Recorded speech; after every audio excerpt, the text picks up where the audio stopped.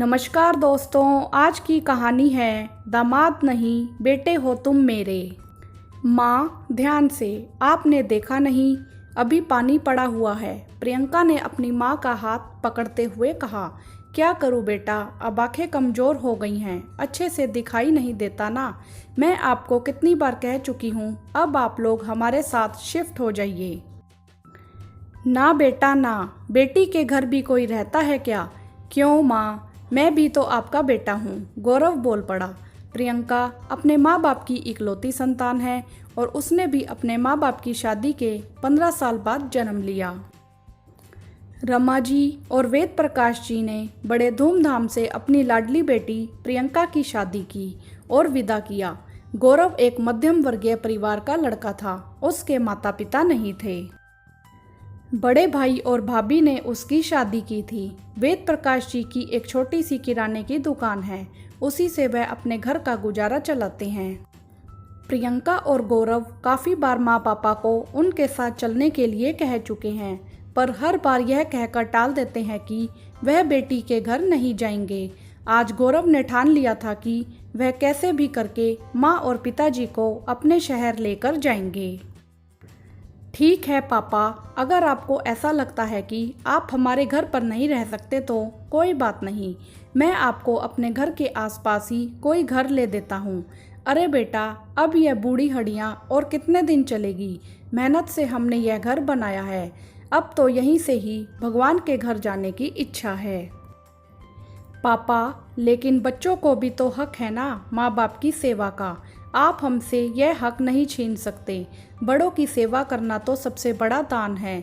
दोनों के बहुत बार बार कहने पर वेद प्रकाश जी उनके साथ चलने के लिए तैयार हो गए। वेद प्रकाश जी ने वह घर बेच दिया और उन्हीं पैसों से प्रियंका के शहर पानीपत में उसी के घर के पास एक छोटा सा घर और एक दुकान किराए पर ले ली। कुछ उनकी पेंशन आ जाती थी और कुछ दुकान से मिल जाता था। जैसे तैसे उनका गुजारा चल रहा था। प्रियंका और गौरव उनके पास आ जाया करते और कुछ समय उनके साथ बिताते, जिससे उनका मन भी बहल जाता। प्रियंका के दोनों बच्चे भी नाना नानी के साथ खूब खेलते, पर भगवान के आगे किसकी चली है। एक दिन वेद प्रकाश जी सीढ़ियों से गिर गए और उनकी टांगों ने काम करना बंद कर दिया। गांव गांव, शहर शहर, जो जहां कहता जैसे कहता, प्रियंका और गौरव अपने पापा को ठीक कराने की उम्मीद से लेकर जरूर जाते। 1 साल तक भी जब कुछ हाथ नहीं लगा तो थक कर बैठ गए और सोच लिया कि अब हम दोनों हैं, इनकी सेवा करेंगे। गौरव हर शाम को उनकी मालिश करने जाता और प्रियंका माँ के साथ घर के कामों में मदद कर देती। पर अब दुकान पर तो वेद प्रकाश जी नहीं जा पाते थे। सिर्फ पेंशन के कुछ पैसे से ही घर का खर्चा चलाना बहुत मुश्किल हो रहा था। प्रियंका के बहुत कहने पर भी वेद प्रकाश जी ने उनसे एक भी पैसा लेने से इनकार कर दिया। बेटा, तुम पहले ही इतनी सेवा कर रहे हो, अब मुझ पर पैसे का बोझ मत चढ़ाओ। गौरव ने शाम को कुछ देर दुकान पर जाना शुरू किया और वह दुकान के पैसों को जमा करा आता, जिनसे उन्हें महीने के कुछ पैसे मिल जाते थे। माँ पापा को यह कह दिया कि जो घर आपने बेचा था उसमें से ही बची राशि थी जो मैंने जमा करा दी थी। 2 साल तक वह निस्वार्थ उनकी सेवा करते रहे। एक दिन अचानक वेद प्रकाश जी ने अपनी आंखें हमेशा के लिए बंद कर ली। जब उनके दाह संस्कार का समय आया तो सब ने यही कहा, दामाद खुशी में सबसे आगे और दुख में सबसे पीछे होना चाहिए, इसीलिए तुम उनको अग्नि नहीं दे सकते। तब गौरव ने यही जवाब दिया, मैं दामाद नहीं बेटा हूँ, उन्हें अपने कंधों पर छोड़कर आना फर्ज है मेरा।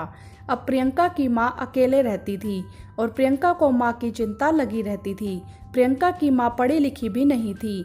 एक बार तो रिक्शे वाले को 500 का नोट 10 का समझकर दे आई।